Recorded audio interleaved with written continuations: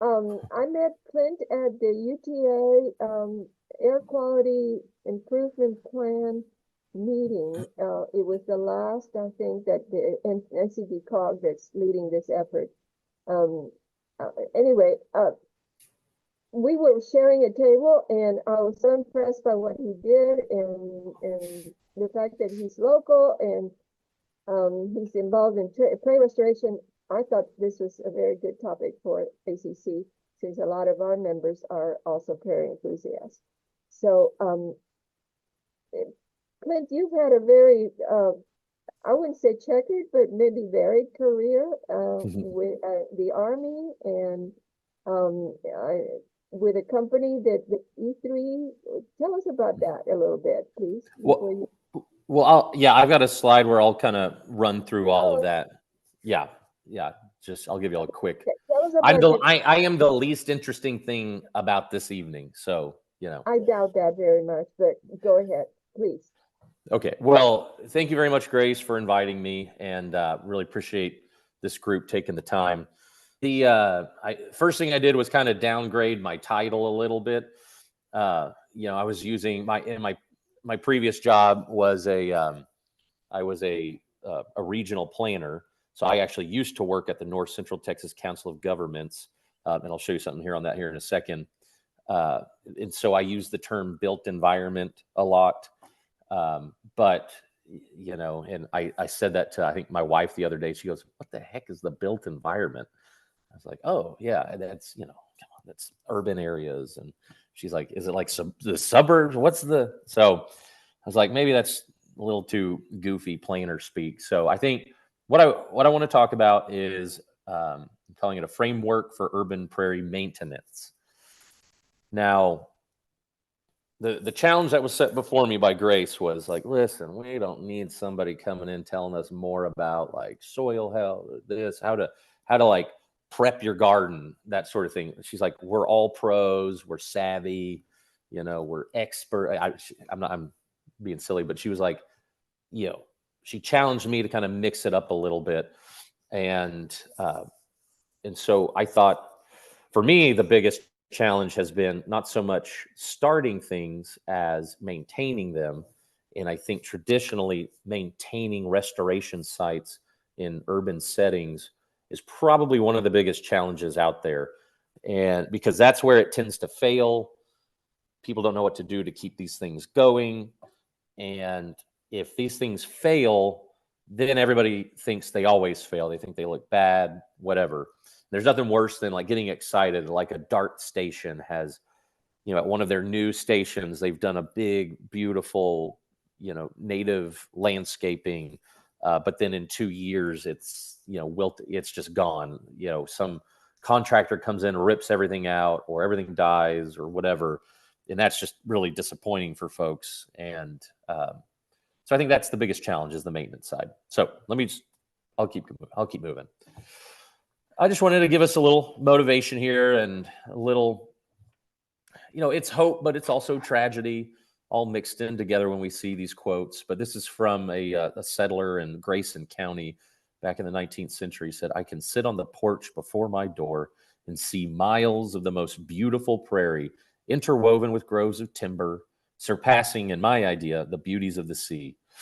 Think of seeing a tract of land with flowers and rich meadow grass for 12 to 20 miles. I mean, you can picture that in your head, and you almost can't, because even out here today, I'm out at a client's ranch. I'm doing this from a client's ranch where we were working today. Even out here, way in the boonies, it's still hard to find 12 to 20 miles of unbroken land, and especially any that has this kind of rich biodiverse prairie present. So, it's tough to think about that, but that's also just kind of setting in our minds what this is all about. Like, we're trying to it's worth it to always try and recapture the glories of our natural heritage. So I encourage us, no matter how difficult the times get, never give up. Just keep pushing, keep trying to restore every little bit you can, because it's worth it, because it's beautiful. It adds to the richness of our lives, both aesthetically, but also functionally. And that's, sermon over. All right, let's get on. Here's actually a view from one of my clients' properties that sort of matches that quote. This is actually probably, I think this field is maybe 3/4 of a mile long, but it's still incredible to see, acres and acres of wildflowers and grasses in action. This is in Bosque County. Just remember what it's all about. All right, so quick thing about me. Our family all hails from Amarillo.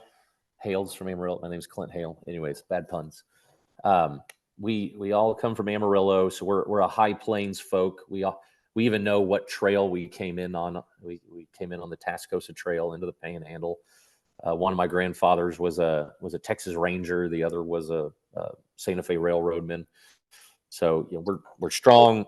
We've loved the plains our whole life, and so growing up, I would go and spend summers, playing around on my grandmother's farm just north of I-30 in Bushland, outside of Amarillo.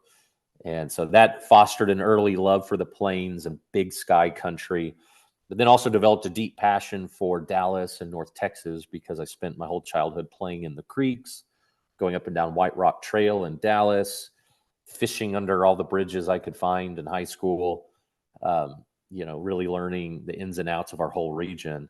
And so I've always, the prairies and then the Blackland prairies and cross timber, it's all kind of been this mix in my mind of greatness that I've always been passionate about.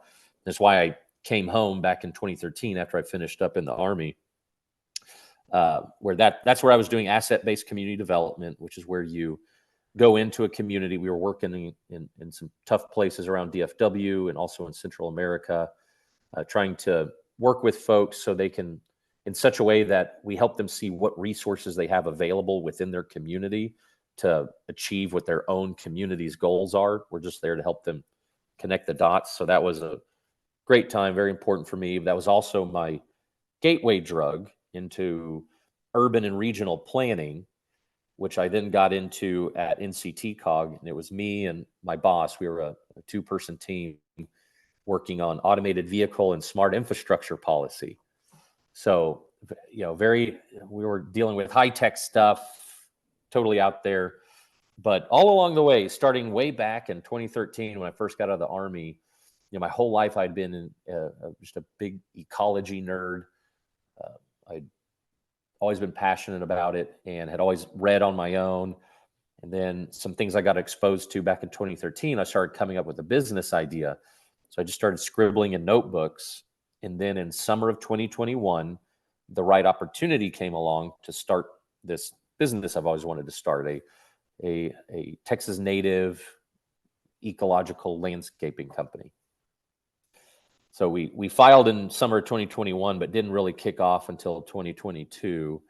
And then I went full time at the end of 2022. So I did a year doing a day job at NCT COG, nights and weekends doing prairie stuff. But now I'm doing it full time. And along that way, I got to become a Texas Master Naturalist in the North Texas chapter. I cannot say I am certified yet because I have not logged properly all my volunteer hours. So I'm a little too ADD to get all of that stuff plugged in there, but we'll get there someday. Great organization. I'm a huge fan of the Master Naturalist program. I will preach its glories all day long. If you're interested at all, feel free to talk to me. I will, I'll push you in all the right directions. I think it's just fantastic that a group like that is, a statewide program is out there like that. And then with all the chapters, I'm especially proud of the North Texas chapter because it's just a great crew of folks. But I think the through line through all of this is, I call it manifesting the common good by improving place. How can I make my community a better place? So that's the inspiration. There I am, my 3 cups of tea in Afghanistan, and then working with the North Texas Master Naturalists out at the Texas Buckeye Trail.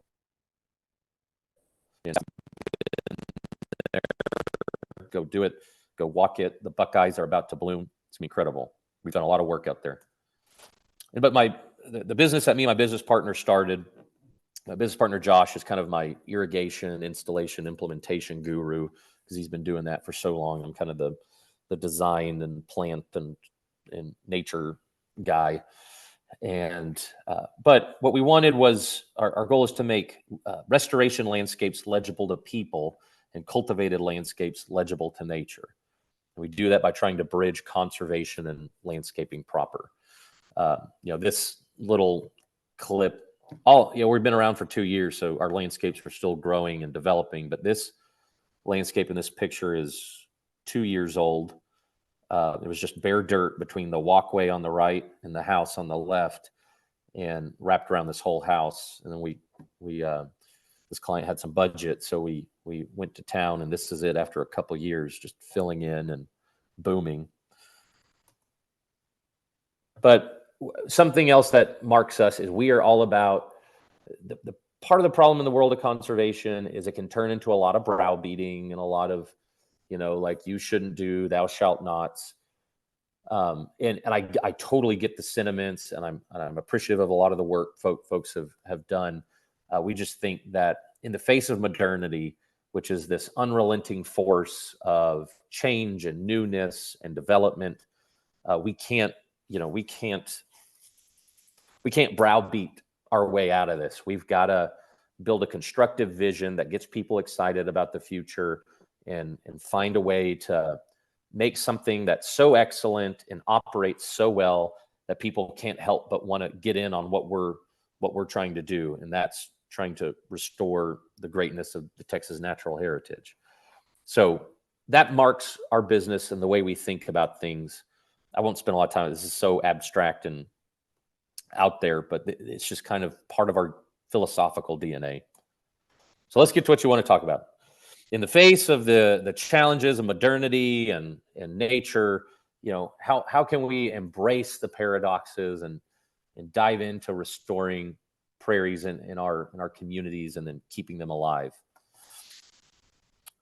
We think there's in the heart of this comes from the root of what I'm trying to get at. It stems from the insight that a lot of people, and rightfully so, a lot of ecology biologists and restoration biologists, a lot of the people like really engaged in the deep science of this stuff. If you were to ask them, everything is very, very context dependent, any solution they offer. And a lot of that is correct. But we also think to increase adoption and to develop more sustainable maintenance practices, like how do you keep your restoration sites going, we've got to start coming up with more easy to follow frameworks, something a little more plug and play, a little more almost at the level of doctrine, almost like military doctrine. In the Army, you have a manual that tells you how to approach, like infantry maneuver warfare. We have a doctrine that way everybody engaged in that kind of knows what's going on. We think that there's room for that in this space of ecological landscaping and restoration. And now this is a savvy group, so a lot of this, you could probably look at what I'm saying here on this 4-part framework and see what's coming. But I think this is a key to maintaining what sites y'all are charged with as a council, and the sort of duties you're charged with, as well as you and your own home landscape settings. I'm sure a lot of you have tried making your own pocket prairies and native planting beds. So hopefully this is, you're kind of locked in this with us, trying to figure this all out. And I'm going to ask for your help, especially on the last part. So you're kind of getting in on the early thoughts. So I welcome all your feedback. You can even tell me I'm just a crazy person. You can be nice about it, but you can tell me. So our 4-part framework is graze, aerate, transform, clean. Transform, I think I changed the word on it on the slide, but you'll see. Before we say that, so leading up to this, I was talking about the built environment. And I think I saw the Native Prairie Association of Texas posted about this presentation. They even framed it as Clint's going to talk about using the built environment to your advantage. I was like, oh, I guess I will. Yeah, I guess I'll talk about that. And and I think it was a good challenge. It's like, okay, what is the advantage of the built environment? And I think the built environment, cities, suburbs, whatever built human development we're talking about, there's one general advantage it has for everything, and that's proximity. So the advantage of doing restoration sites in an urban environment are largely oriented around its closeness to things. So, easy access to the tools you need, to renting tools, to materials, uh, you know, soil inoculant, plants at nurseries, groups that are around that can assist you, expertise that's available. I mean, all of that, and you don't have as big a concern with like large animals coming through, or the challenges posed by animals. It's a little easier to monitor. Proximity is the main advantage the built environment gives you. And when doing these, you should use that. You should be watching it, tending to it. And when I say eyes on the street, I mean, people out there, there's a lot of people around watching the progress of this. And so what that does is that means you can also educate people. People can be, when people see prairies growing in an urban environment, it actually helps the education piece and gets more people interested. Now, I'll go ahead and jump to eyes on the street as a disadvantage. This is one of the biggest disadvantages, I face in dealing with the maintenance side, is the aesthetics. Like right now, this time of year, everything looks dead. People don't know that plants go dormant. Your everyday civilian does not know dormancy does not mean dead. And they don't know that it's hard for them at first to pick up, oh, there's like year-round interest, all those beautiful like auburns and oranges and browns. Like that's actually really interesting, and all the textures. They just see a lot of overgrown weeds that haven't been tended, that have trash caught in it. It doesn't look good. There's probably some bare soil because people haven't been doing a good job backfilling bare spots with new plants or seeds, whatever. So eyes on the street, that proximity can also be a bad thing. The other challenges are obvious. You've all dealt with this. Bermuda grass and exotic turf grasses. Irrigations, sometimes the water used in irrigation in cities is bad. Zoning and regulations are probably one of the other big challenges we come up against a lot. Okay, I hear chuckling, so people get it. Yeah. Weed ordinances, we all love them. The other ordinance that gets me hung up, because again, I'm trying to bring real prairie activity to the city, is fire. It's hard to get cities to agree to let you burn restoration sites every few years, but I'm not going to push that yet. But obviously, I mean, so there's all this stuff, and all of these can be a challenge. The other one a lot of people don't think of is, yes, you may be in a black land prairie zone, but your soil was shipped in from the Red River, or the soil in your neighborhood, or the park you're trying to do a project at. All of that was brought in the 20 years ago from up around the Red River or somewhere way south, whatever, some backfill, or it could be contaminated soil. There's all those challenges that come with the built environment. So kind of diving right in then into our framework. I mean, these are advantages, disadvantages, built environment. It is what it is. So I'm going to now make a huge leap here and say, or not a leap, but just go with what Grace was saying. Like y'all kind of know what it takes to select a site, to evaluate the soil.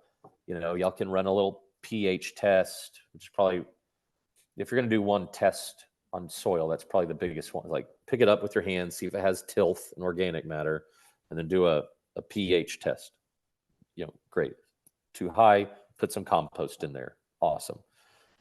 Moving on to, now you've got your little prairie established. Yes, you're fighting back some weeds, this and that. Okay. Your prairie's in. How do you think about this now?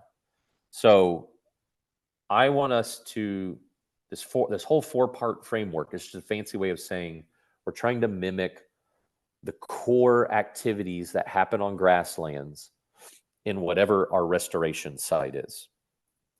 So we have grazing. So this action mimics bison coming through, in large herds and grazing. What's interesting right now, just as an aside, is out here in these ranch properties, there's a lot of ranchers really waking up to this idea of regenerative ranching. I'm sure a lot of you are familiar with this and probably know it better than I do even. But regenerative ranching is trying to find ways to ranch and run your cattle operation in such a way that it mimics closely, how bison would have operated. So, with the cattle, you use small paddocks, small temporary paddocks. You bring a whole bunch of cattle in, they graze on the grass real hard for a short period of time. They're tearing up the ground, they're aerating it, they're pooping and peeing and all that stuff, driving a lot of nutrients and bacteria into the soil because they're in a tighter space, kind of like what if you took a little cross section of a bison herd and plopped it down in a small paddock, that's what you're trying to mimic. And so even on the ranching side, they're even waking up to how do we copy these activities. So here with grazing, if you were to abstract the principle of what's trying to happen, this is to help you not think like, okay, when do I have to mow? When do I have to mow? When do I have to do this? I'm not trying to help you build a calendar so much as I'm trying to help you think about how do I maintain this. So the purpose of this activity of thinking of graze is you're trying to make a level playing field to increase competition among the species. So as species grow up, they shade each other out. Some grow faster than others. Weeds grow up faster than others. You want to try to intervene and give some of the plants that grow slower or whatever a chance to get up there. So you do that through mowing. It's also a way to keep back woody and invasive species. Okay, I have enough time here for a little aside as well on woody encroachment. Because it's something a lot of people, y'all may be savvy enough, but a lot of people don't think about is, I've seen these pictures on Facebook groups, these history Facebook groups of Dallas pop up where it's like a picture of a building at SMU, one of the early buildings, in the early 20th century. And it looks like it's in the middle of, just a flat stretch of grass, or, grassland. And people, your normal reaction would be like, well, where are all the trees? Did they cut down all the trees? No, because this was grassland. There weren't many trees except around riparian zones and savanna, kind of scattered savanna forest. So woody encroachment is a big deal, and mowing helps you keep that in check. Tools you can use, obviously mowers, hedgers. A tool we've started using a lot that some folks put us onto are shafted hedgers, which are basically a big long shrub hedger, but at the end of a long still shaft that you can stand up and go over grasses, and it's a little lower impact, but you can cover a lot of ground with them. Those are good. Sickle harvesters, string and blade trimmers. And mowers could be like those big brush mowers that you stand behind and push in front of you. These are things you can use to mimic the action of grazing. So as you're watching your land, you're trying to cue in on are things getting shaded out? If so, I need to cut it. Now, the other big fear people have, though, about that is, well, what about my forbs, my flowering species? Yeah, I can't hit those. Yeah, you don't want to hit those, but here's the way to approach that as well. Bison and cattle are naturally very good at selecting. They self-select on grasses. They avoid forbs. So it's not like they all waited for July to roll around and say, okay, let's go eat. No, they were eating all the time. They were going in and out of forbs, mainly focusing on grass. So for you, if you see some serious issues in competition, don't hit the forbs that haven't come up and seeded yet. Avoid them, but that's why I recommend a variety of tools here. Go in and mow where you can to allow maximum competition. Avoid the plants you need to avoid that you're waiting to see or turn showy. That you can totally avoid that and still mimic this action of grazing. Aeration. In the urban environment, a big issue is water runoff or sprinklers running too much. The point, it happens out here at these ranches, water causing compaction because runoff is bad. There's not good infiltration because soils are bad or the grasslands aren't healthy. But in the urban environment, this happens a lot too. Water runoff, foot traffic, mowers going back and forth over the space and compacting things over time. These are all difficult for the rhizosphere, which is that zone of root life under the soil. And that's the zone that needs a lot of space opened up to allow for gas exchanges. Now, as anybody who's studied prairies know, bison, when they come in these big dense herds, their hooves would act as a major aeration source, carving out these spaces for gas exchange to occur. Same as if they would get too far down on certain plants, they'd rip them out by the roots. There's a gap in the soil. So it's a whole mix of things. And cattle do the same thing out here when grazed correctly. But what you want to look at is every few years, check your soil, see if there's any areas getting compacted. And again, I've got these urban prairie zones in my head I know about and that I've looked at, and some I'm maintaining, where I know that for whatever reason the soil isn't good there, or water runoff is especially bad and things are really dense. So I'm seeing all these bare patches in my mind. And those could be helped by running a core aerator or a broad fork through them to open up that soil, to allow for more germination and healthier root development. So every few years you want to look at that. It doesn't even have to be every year. Just keep an eye on compaction. And where you see compaction, address it. You can do a blanket treatment if you want, or you can just do spot treatments as they develop. But aeration is essential to a good, just like a good lawn needs aeration, a good prairie restoration or ecological restoration needs aeration. So that's, I think that's just as important as all these other actions. Transformation. I'm torn on what to call this and whether transformation or inoculation is the right fit.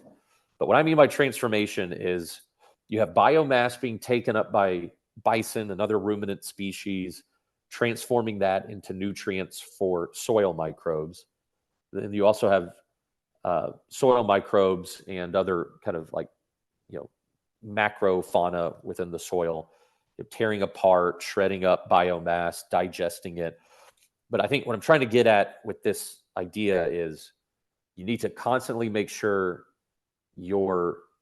something is happening that's transforming biomass into organic matter usable by the soil. Now, you may think, depending on what you've been around, you may think that happens automatically. Like, hey, once blades of grass fall on the ground, it becomes organic matter. That's, it's not really always the case. In fact, I see it a lot on these ranches where, like in someone's high fence area where they don't have cattle, not a lot of people go in and out of, not a lot of action happening. You have these kind of nice untouched grasslands, but it's developing a hard pan underneath a thick layer of duff because nothing has come through and grazed, and also no fire has come through to break things down further. And so you just have years and years of dense biomass building up that isn't getting transformed by anything. You don't have grazers coming through, eating, digesting, tromping down and putting it in the soil. And over time, you have a diminishing of microbial life because you don't have this back and forth action. And so transformation needs to be taken seriously. And it's as simple as compost tea, applying manure, going to like a horse farm and getting manure and using that to make either compost or put on the ground. And then soil inoculants. Again, you can just go to a good gardening store and get an organic soil inoculant. But this is a big piece that needs to be taken seriously. And again, I'm thinking on the scale of like commercial and large scale restoration sites where they could be left alone or forgotten about, even in cities. This stuff needs to be promoted, not necessarily every year, but every so often. Okay. And then the last one. So this is where I need your help, and we can tie this into the Q&A as well. Hygiene, cleanliness. Fire is a critical part of prairie, healthy grassland development and maintenance. But, out here, in the middle of nowhere, I can burn and it's fine. But what about in the city where you can't really do that very easily? Well, let's think about what actions is fire doing. Everybody knows it kind of opens up the soil, exposes more seed to germination. Some seeds need fire to crack their shell to allow for germination, but it does other things as well. A big thing is wards off woody encroachment. Woody encroachment's a big issue that it helps, prevent. Trees and shrubs want to go everywhere. They want to move in everywhere. They're trying to take over the earth. And you may love trees. Grace, I know you love trees. I love grasses. And trees to me are often a sign of bad things. Trees, there's too many trees in that field. There should not be, a tiny, small forest bubbling up, in every field. To me, I can judge the health of a pasture in terms of being a grassland by seeing, what's the woody encroachment look like? Because that then changes the soil, the soil activity and composition as well, as it starts to create more fungal activity. Anyways, whatever. But the point is, it keeps woody encroachment at bay. It reduces pest species. So this isn't, again, this goes to cities and urban environments not having a lot of issue, not as big an issue with animals like out here where you could have cattle or deer or goats or whatever moving through, fostering ticks coming up, or a good example is in, I think it was in Colorado. No, it was in Wyoming. I should have read back through it, but there was a problem in a national park with elk getting these really bad diseases and dying off. And what they traced it to was gastropods, like snails and slugs that were getting accidentally eaten by the elk in places that weren't burned and were a little too moist. These gastropods were allowed to proliferate, and there was a parasite that they were all sharing that was then getting into the elk and killing them off. So what fire does is it comes through, it helps keep insect pests at bay. It keeps them at the proper levels. And so wood, pests, all this stuff is sort of an act of hygiene. So, how do we, if we can't burn to keep weeds and certain plants at bay, and if we can't burn to keep certain pests at bay, is our only resort to use selective herbicides and pesticides? What's the deal? So I throw that to y'all. Thank you. I've probably gone too long, but I'll leave it on this slide. And actually, I'll turn this off. That way we can all see each other. And thank y'all for your attention.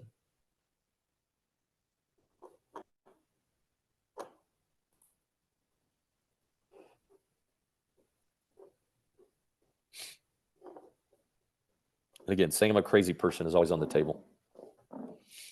That was great. Thank you so much, Clint. Are you, I found you on Facebook. Are you based in Midlothian? Yes. Yeah, we're based in Midlothian. Cool. My husband and I grew up there, and we're in Denton. Oh, you did? So, yeah. Oh, yeah. Yeah, you went to the other pole. Okay, great. Yeah. My parents are on 20 acres off kind of near Ovilla Road on Montgomery Road. Oh, wow. And okay. It's beautiful. They've never done a burning of it, but that's kind of an interesting idea, but it's beautiful. They've got some awesome grasses and flowers and plants and stuff like that. Oh, that's fantastic. What's their last name? Ridge. It's still small enough in Midlothian. Yeah, Ridge. It's Rachel and Tom Ridge. Yeah. Okay. Rachel and Tom. Okay. Well, I'll keep an eye out. Yeah. That's very cool. Yeah. Yeah. Tell them, if they want to talk fire, we're always open to talking fire. That would be awesome. How far, I'm just curious, given your background, how far out have you worked? I know Denton, I know this crew is mostly Arlington, but I feel like Denton prairies are a little different. We kind of have a mix of soil types. Mhm. How far out have you worked, and any insights you might have? I'm just kind of a person in the neighborhood. I started a Facebook group just to try to educate, especially young homeowners like myself, younger. I'm almost 40, so I'm not that young, but I think a lot of people my age are really interested in Mhm. restoration, regenerative practices. And so we are right now just sort of educating and trying to make pocket prairies a reality in residential areas. Um, so any tips or places you can point us in the right direction would be great. Yeah, I mean, the piece of advice I'm giving myself every day is not to overthink it. Like, it's in our area, even if you're in a place where there's a big intersection of kind of eco regions, there's enough overlap that, if you want to use a Blackland Prairie mix or a Cross Timbers mix or whatever, all that stuff, so there's going to be big overlaps. So in one hand, it's not to overthink it. That'd be one advice for new homeowners trying to look at things.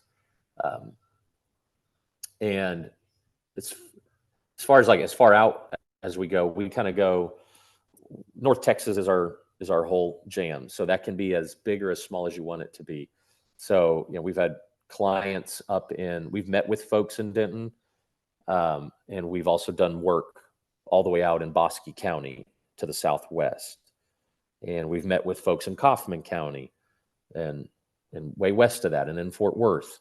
So we go all over, and nothing has stood out as being, I mean, really the stuff to the southwest, like in Bosque County, is about where you start encountering the biggest difference.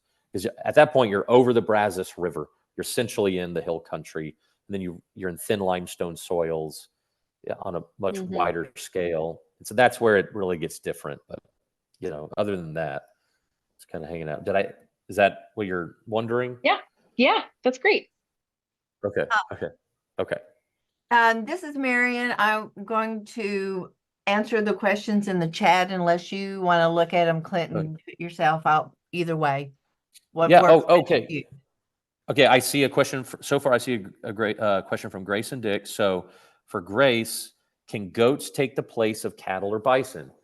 Yes, because they are uh, essentially they're a ruminant species. So they chew the cud. Essentially, they're you can use them. People have used them. I Probably the only challenge you get is if you're trying to cover large spaces. Uh, it's probably not quite as effective as like having a big bodied animal like cattle there. But you could do sort of focused small paddock arrangements, and there you're mimicking more closely. You're just trying to get density every time you do that. So yeah, goats are a good replacement. Sheep, if you're so people are looking at using sheep instead of goats in certain restoration environments because sheep won't chew up on trees if that's a big issue. Um, they won't like climb on things like goats will. So in some of these big solar panel farms where they're doing prairie restorations underneath, they're putting sheep in there to eat and provide that function. And then, can you give examples of successful restorations? So uh, I don't know if it was a restoration. I know Grace told me part of it has always been there, but the New York Avenue Blackland Prairie, that is, obviously effective, and it has a part of it, she told me, was never plowed. So you should go there to see gilgai, which are these little hills and dips that naturally form on prairies, which, like, for a nerd like me, and I see heads nodding, so I know there's other nerds out there, prairie nerds, like that's a big deal to see gilgai and get to see the in reality. So you can go there, see that. Other restorations would be sort of a restoration out at the, well, I guess it is a restoration at the Botanical Research Institute of Texas, which is in Fort Worth, the Brit. They have a big pocket prairie right behind the facility that you can go walk through anytime that they're open. It's right next to the botanical gardens, so you can go there. I'm trying to think of ones close by. White Rock Lake in Dallas has some blackland prairie remnants. And then if you want to see one that was, well, and not remnant, some of that was restored out at White Rock Lake. And then a restoration in a commercial setting. It's not huge. I mean, it's probably 30,000 square feet of landscaping, but we just took over maintenance for it.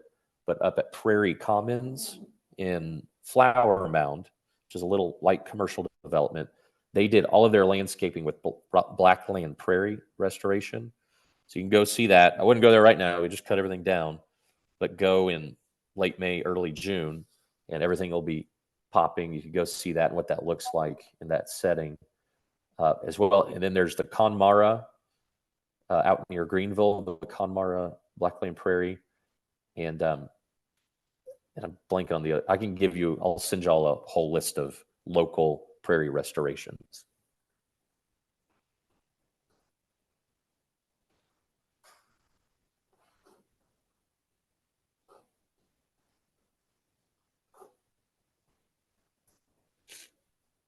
Are you seeing the other questions, Clint? I don't see any. Oh, sorry. I needed to scroll down. I apologize.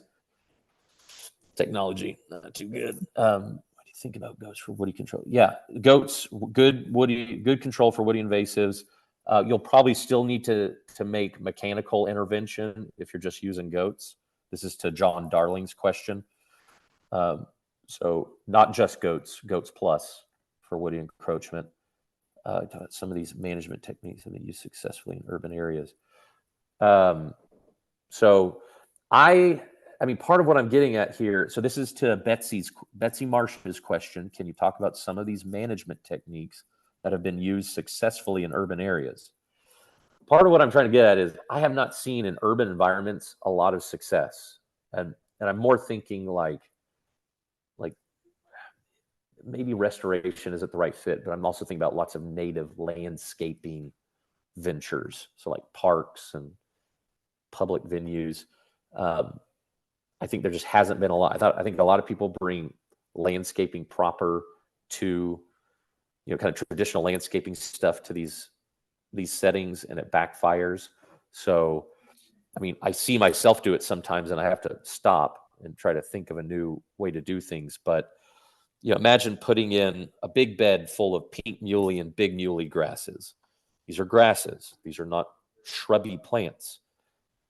And you take them and then you load the bed up with mulch. Well, what's mulch? Mulch is woody material that promotes a high degree of fungal activity. Grass is much preferred to be in a bacteria-heavy environment. And so you see a lot of these beds along the highway or along these DART stations or whatever, see them die because they're probably getting overwatered and too much mulch. And so I haven't seen a lot of good management techniques in the urban environment. Places like Frisco, I know for sure, are trying to do things like, hey, we'll burn some of our restoration sites. That's a step forward. We'll lots of volunteer groups trying to come in and control woody encroachment. That's good. But I have not seen a clear, systematic approach to it all.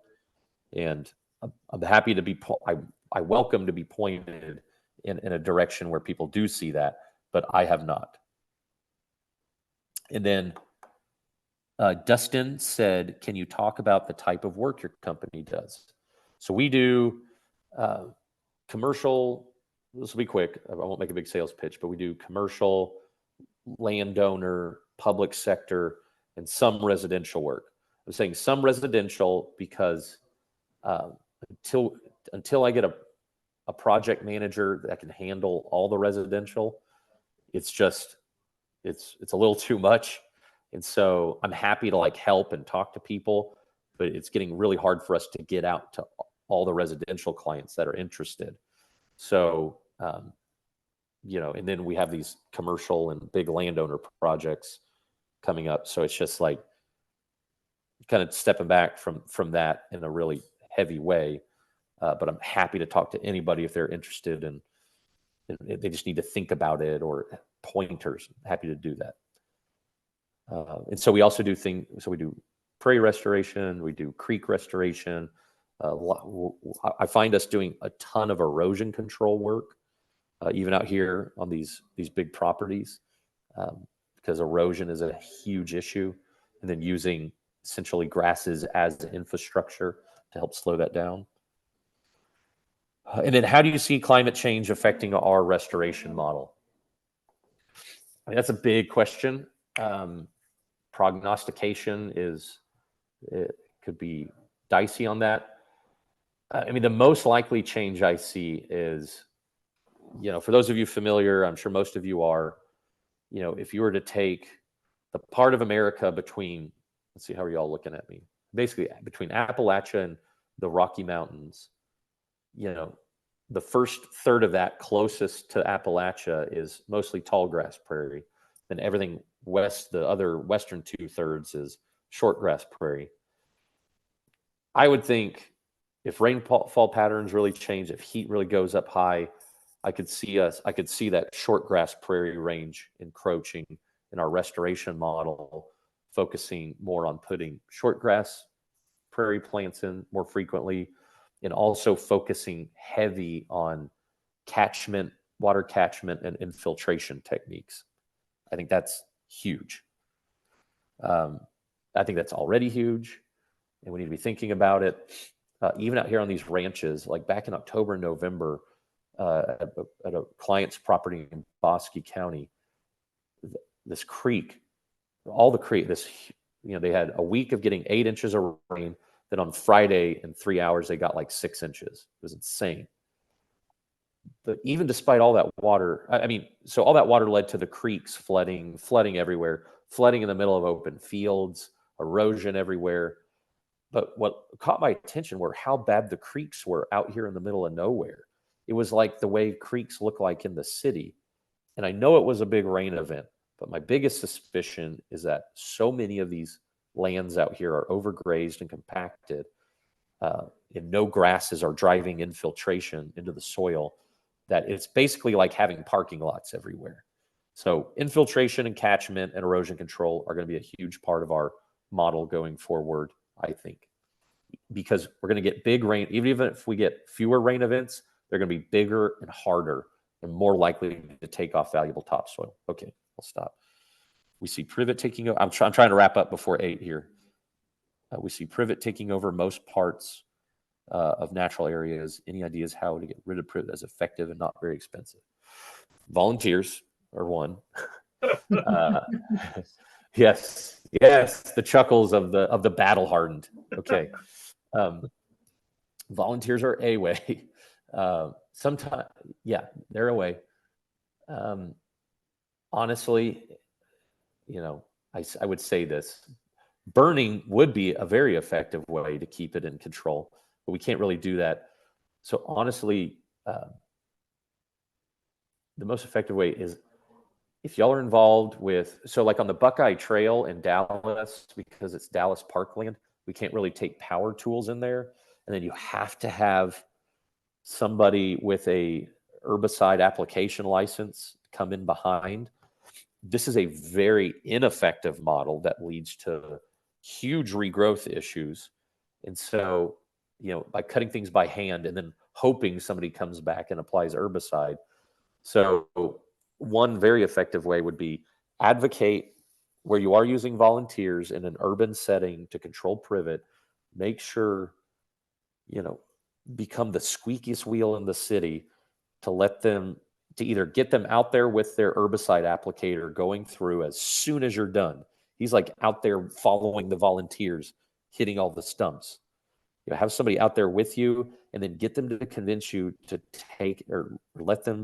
convince them to let you take out serious tools. Like, if you have people you trust with chainsaws, that would be great. or some sort of, brush mower, something that lets you do this on a wider scale. Because right now, this whole bring a few folks in with hand tools for a few hours and then hope somebody applies herbicide, I'm sorry, it's not going to work. So I know I turned that into a sermon rather than answering your question. But fire and what's up, everybody? Yeah, so I would say fire would be ideal. Behind that is some sort of power tool intervention, and short of that, getting somebody out there with herbicide just to like spray. I know we don't want herbicides out there, ideally, but in some conservation situations, you got to have it. So I think that's the only way we win the privet fight. Okay, Grace, what are the biggest obstacles to successful prairie restoration in north central Texas? Is it appropriate to try to restore a prairie on the eastern cross timber? Yeah, no, I think it's appropriate to try, and I'll start with that last part. I think it's appropriate to try and restore a prairie on the eastern cross timbers of post oak savanna, but you know what that's going to need? Fire. Or short of that, it's going to need somebody to manage mowing and woody encroachment in some way in a savanna setting. But the biggest obstacle, gosh, there's a lot of obstacles. I'll start with one natural. A natural obstacle is invasive species like privet that are woody, and the other is Bermuda grass, or exotic range grasses that people put out for cattle.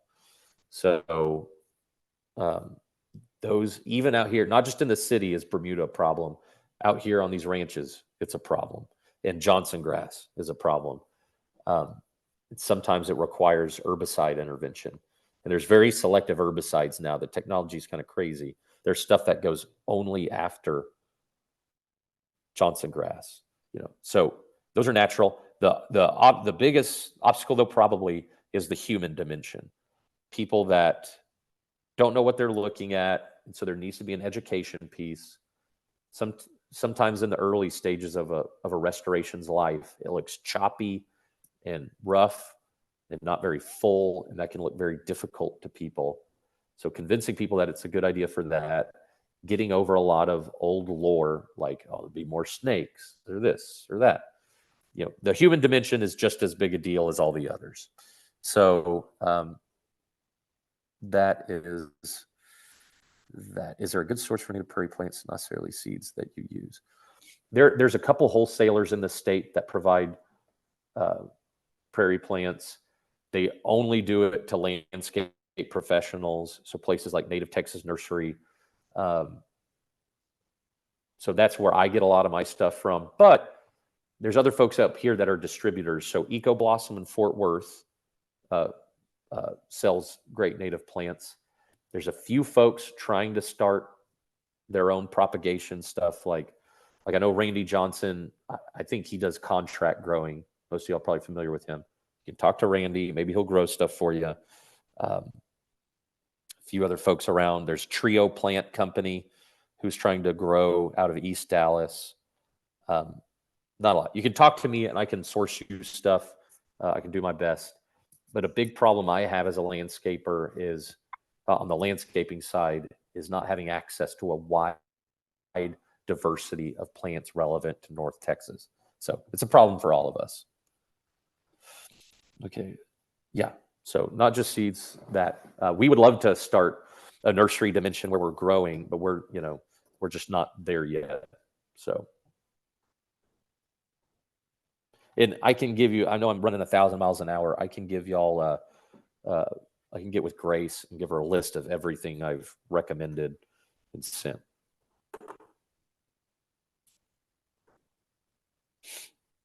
Yes, please. I look forward to seeing that. Okay.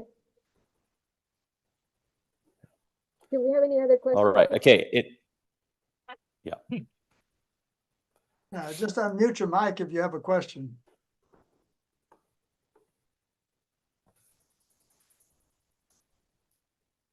I think you've highlighted the obstacles and some of the opportunities and strategies that you're looking at. We're sort of working in those in various different ways. Are we winning the battle or are we losing the battle? You know, I'm an eternal optimist, so I would say we're winning because, you know, one, I'm making money, so I'd say there's interest enough out there to sustain a business thinking about this. So I'd say there's an indicator. But I think we are at the front edge of a big wave that's starting to really swell. I think you see a lot of city ordinances coming along advocating native plants. You see every other week there's an article in like New York Times or Popular Science or like the Star Telegram. There's some article about, you know, singing the glories of using native plants, and there's more and more social media groups. You see more and more folks interested in doing this. So I think there's hope, and there's lots of ranchers out there really interested in restoration. They see the tie between healthy rangeland and healthy habitat. They see that intersection. Like my client out here I'm working with is right there. I have to keep up with him on this stuff. So I'm hopeful. Hopefully not just because I have to be, but I think we're in a real change of pace. How can we stop people from planting privet? It is a losing battle in most of our parks and natural areas. We spend lots of money and lots of time, and I think it's privet 10, workers 3. Right. I would agree with that assessment.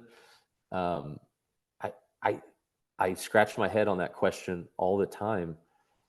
I mean, part of me hates to say it. I think part of it is like it seems like a cop out. It's like part of it's an education, air quote, an education issue. Like we've got to talk to people about like what's going on, why a privet is such a big deal. I think the other side of the education is also showing people good alternatives like Yopon holly and possum haw holly.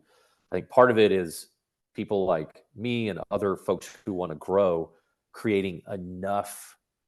Like it's hard for me to find Yopon and possum haw holly and other alternatives. Like Right. we've got to fight to like get enough stock to really supply people as they learn about it. So legislation, everyone call your senator and get big box stores to stop selling privet. There you go. That's when all else fails. Let's get on the phones. That's where I'm at now as I've thought about it. Okay, thank you. We have a lot of Yopon holly in Randall Mill Park that's crowding out. It's interacting. It's about as numerous as a privet. But getting that where it needs to be for people who need it, like you, that would be a major accomplishment. I think Oh yeah. the parks could use it and you can use it. How would you make those connections where the city would say, if you take out Yopon holly, you can have it? Yeah, I mean, that would be a fantastic policy. Unfortunately, I mean, the lore around, I haven't had to transplant any from the wild. Supposedly some hollies don't do a good job transplanting from the wild, but yeah. If we control for that, I would say the big thing you need to do, or the connection that would have to be made is, I mean, it's like anything in the city. You'd have to get it cleared, get it, or some sort, or build it into, I think the fastest thing to do, because a lot of volunteer groups have a beautification agreement set up with their cities, is have, the city, maybe they can bypass having to go through a whole city ordinance change. Maybe through like a beautification agreement, you can create a policy like that, where, hey, as part of this beautification agreement for this particular area, if you pull out the Yopon, you can use it and keep it. that might be the fastest way to get something like that enabled. Could you send us a copy of a good beautification agreement? Yeah. Yeah. Yes, sir. Absolutely. That would be great. Just send it to Grace, Okay. Absolutely. because I don't think Arlington has one. Does it? Does Arlington have one, Grace? No, not that I'm aware of. Okay. No, that, I really have not heard about that before. So we've never had one as far as I know. Yeah, Um, I can get y'all because I've both volunteered out at the Texas Buckeye Trail, but then at one point when they needed heavy duty intervention in a certain area by people who knew what they were looking at, they hired us to come in and clear a little area. So we had to interact with the beautification agreement, and it's pretty comprehensive, but I think I can get that for y'all and send that Great. over. That should be helpful. That'd be good. Clint, what can we do as other than trying to influence ordinances and local legislators to promote native plantings? But what can we do as an organization to help you in what you do of promoting prairie restoration? It's so vital to this ecosystem. So is there anything that our group can do? You don't have to think about it. I mean, think about it. You don't have to Well, answer. yeah, I'll continue to think about it, but off the top of my head, a couple things a group like yours could do, and I'm sure y'all are already doing, and I'll keep thinking about this and give you more answers later on too, but are things like getting schools to start pocket prairies. That could be big. That hits the education piece and you get something done. So like, that's always a good thing. So something, groups like that, or like talk to the HOAs in Arlington, educate the HOAs, give them good example. I'm happy to come talk to an HOA, and preach to them and tell them like, this can be done well. You don't have to fear it. So that, and then the last thing I would say is anywhere you have a restoration site, put signage up, not just like a little sign, not just a couple little signs, have some good size signage up, and on all of it have at least one prominent picture of what that place looks like in full bloom. This sounds very specific, but I've had a lot of time to think about this, and that is one of the biggest things you can do, especially a site that's developing. As people come and see it, they need constant, clear, big reminders of what's happening there and a reminder of what that can be. I think that's an excellent ideas. Also, if you know of any study of the economics of prairie maintenance compared to other landscaping, like suburban landscaping, with turf grass, just send it my way, because we can try to start educating our residents about that through the newsletter. Absolutely. I think Absolutely. We'll do. I'm writing it right here. Everything these days comes down to money. Yeah, How yeah, much absolutely. save if you have a native prairie as opposed to, turf grass Yeah, and a lawn. absolutely. I So think anyway, it's been great. Thank you so much. We really Yep. appreciate you being here. And we'll be in touch. I hope. Absolutely. there's some research that shows that native prairies sequester more carbon than a Yes. canopy of trees and stuff. So the fact that we pay a lot to plant trees, but we do nothing to save our prairies is, it's pound penny wise, pound foolish, maybe, or something like that. It's not the right thing to do, but there's no Absolutely. economics of that.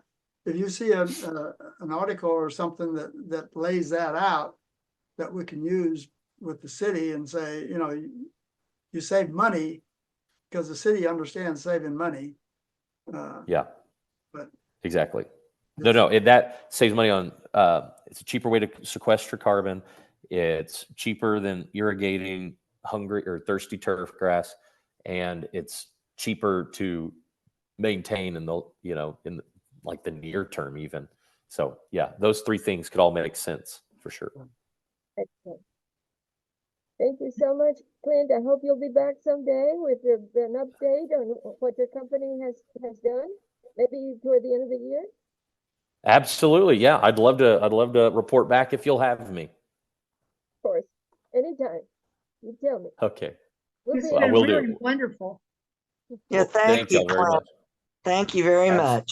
much, Clint. Thank You're you, a Clint. great group. Thanks Bye. for everything y'all do.